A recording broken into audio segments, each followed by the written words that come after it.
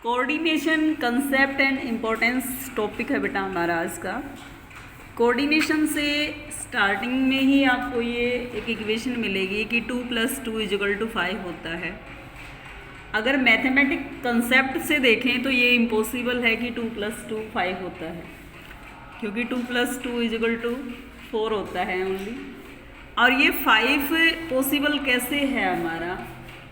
ये 5 पॉसिबल इसलिए है कि केवल तालमेल से जो हमारा एक्चुअल में आउटपुट होना है उस आउटपुट को इंक्रीज किया जाए। ठीक है, मान लीजिए कि 2 + 2 4 होते हैं, तो 4 का जो उत्पादन होना है वो 5 में कन्वर्ट हो सकता है अगर एक दूसरे के साथ तालमेल अच्छा हो तो।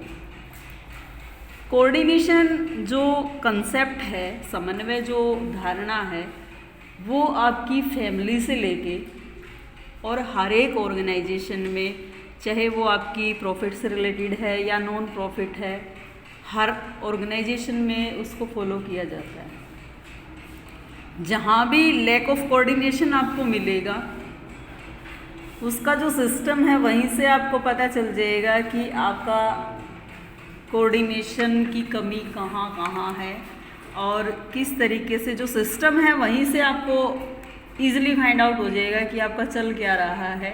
और वहीं से बाहर से ही आपको ये पता चल जाएगा कि ये परिवार कैसा है, ये ऑर्गेनाइजेशन कैसी है। केवल कोऑर्डिनेशन से ही आइडेंटिफाई हो सकता है। जिस परिवार में या जिस ऑर्गेनाइजेशन में आपका कोऑर्डिनेशन ज़्यादा होगा, वहाँ आपका आउटपुट भी ज़्यादा रहेगा, उस फैमिली का जो सिस्टम है वो भी अच्छा रहेगा, वहाँ के जो बच्चे हैं वहाँ भी अच्छे रहेंगे, उन फैमिली मेम्बर्स का भी जो रवैया है वो भी अच्छा रहेगा एक दूसरे के प्रति।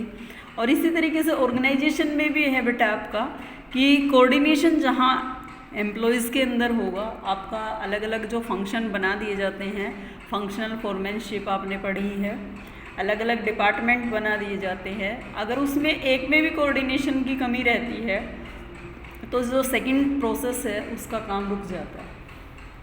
मान लीजिए आपका रॉ मटेरियल ले आते हैं आप टाइम पे, और लेबर वर्क नहीं कर रही है, रॉ मटेरियल को मशीन में नहीं डाल रहे हैं, तो लेबर के साथ अगर कोऑर्डिनेशन नहीं है तो आपका जो आउटपुट है वो बंद हो जाएगा। यानी कि इससे आगे की जो स्टेप है आपकी, फिनिश गुड्स आपको टाइम पे रेडी नहीं मिलेंगे तो सेल का काम आपका इफ़ेक्ट हो जाएगा, इससे एडवर्टाइजमेंट आपकी इफ़ेक्टिव नहीं होगी। तो कोऑर्डिनेशन की वजह से आपका बहुत सारा काम जो है वो रुक जाता है, जिसकी वजह से आपका जो एक्चुअल में आउटपुट होना चाहिए वो नहीं हो पाता है।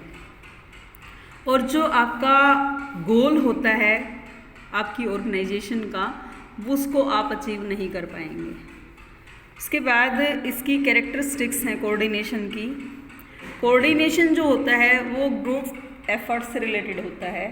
कोऑर्डिनेशन की जब बात करेंगे तो वो ग्रुप में होगी। एक इंडिविजुअल जो पर्सन होता है उसका कोऑर्डिनेशन केवल अपनी एक्टिविटी से रिलेटेड होता है, कि वो अपनी एक्टिविटी के साथ कोऑर्डिनेट करे, कि उसकी जो एक्टिविटी है उनके साथ तालमेल करे, जो अपनी दिनचर्या है उसके साथ आपका तालमेल रहे। उसके अलावा जब कोऑर्डिनेशन की बात आती है तो वो केवल आपकी ग्रुप से रिलेटेड रहे, कि 2 या 2 से अधिक व्यक्ति हैं वो एक दूसरे से किस तरीके से मिलकर रहते हैं। उसके बाद आपका यूनिटी ऑफ एक्शन। कोऑर्डिनेशन जहाँ होगा वहाँ कार्य में एकता रहेगी, एक रूपरेखा रहेगी वहाँ, कि किसको क्या काम करना है ये डिवाइड रहेगा, और कहने से पहले ही वो काम आपका कंप्लीट हो चुका होगा। कंटिन्यूअस प्रोसेस है, लगातार चलने वाली प्रक्रिया है, क्योंकि इसमें अगर एक जगह भी आपका लैक ऑफ कोऑर्डिनेशन रहेगा तो नेक्स्ट स्टेप आपका कंप्लीट नहीं होगा, जैसा अभी मैंने बताया है। तो प्रोसेस आपकी इससे कंप्लीट नहीं हो पाएगी। और कोऑर्डिनेशन जो बेस है मैनेजमेंट के हर एक फंक्शन का, ठीक है। मैनेजमेंट में आपने 5 फंक्शन पढ़े हैं: planning, organising, staffing, controlling, directing. उन सब के लिए कोऑर्डिनेशन बहुत ज़्यादा ज़रूरी है। प्लानिंग में कोऑर्डिनेशन नहीं है तो प्लानिंग फेल हो जाएगी, ठीक है। और कंट्रोलिंग में आपका नहीं है तो वो आपका वहाँ फेल हो जाएगी कंट्रोलिंग। कोऑर्डिनेशन जो है रिस्पॉन्सिबिलिटी सभी मैनेजर्स की होती है, एक की नहीं होती है।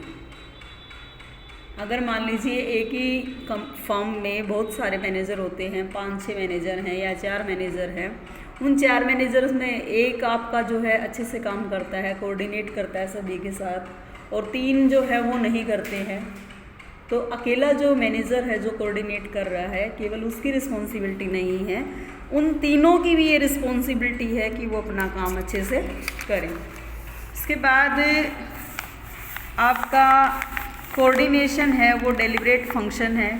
डेलिब्रेट फंक्शन का मतलब कि अपने आप से जागृत होता है और मोटिवेशन से भी जागृत होता है।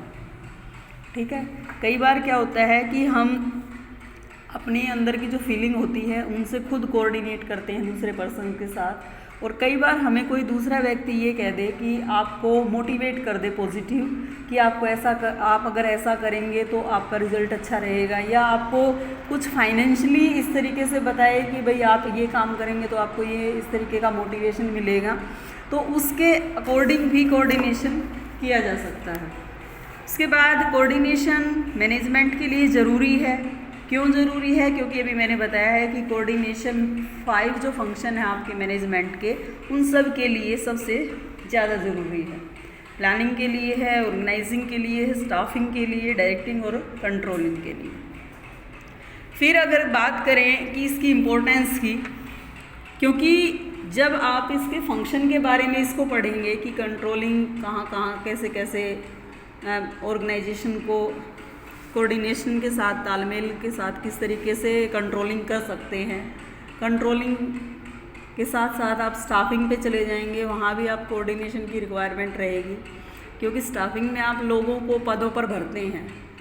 अगर वहाँ आपका तालमेल नहीं होगा तो इसका मतलब है कि आपकी जो अपॉइंटमेंट है वो अच्छे से नहीं हो पाएंगे। ऐसे ही आपके जो लेवल ऑफ मैनेजमेंट हैं, तीनों लेवल हैं, टॉप लेवल, मिडिल लेवल और ऑपरेशनल लेवल या आपका बॉटम लेवल, उन तीनों लेवल्स पे भी इसकी रिक्वायरमेंट है, क्योंकि टॉप लेवल पे आपको पता है पॉलिसीज़ बनाई जाती हैं, आपका एम रखा जाता है, और सेकंड लेवल पे आपका जो है उनको फॉलो किया जाता है, और थर्ड लेवल पे आपका सुपरवाइज़र से रिलेटेड जो कार्य होता है वो रहता है। अगर सुपरवाइज़र वर्कर से रिलेटेड कोऑर्डिनेशन में ना हो तो सुपरवाइज़र का कहना वो नहीं मानेंगे।